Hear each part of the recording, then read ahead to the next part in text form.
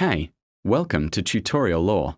This video explains Kia Forte water pump failure and what can cause it. The water pump moves coolant through the engine and radiator to keep temperatures in check. When it fails, the engine can overheat quickly and the heater may stop working properly. Some cases can vary by model year, mileage, or past repairs, so this information may not apply to every vehicle. One common cause is a worn or damaged impeller inside the pump, which reduces coolant flow. Leaking seals or gaskets around the pump can let coolant escape, lowering the system's fluid and causing overheating. Bearings inside the pump can wear out, producing a whining or grinding noise before the pump stops spinning correctly. Corrosion or debris in the cooling system can damage the pump's internal parts over time.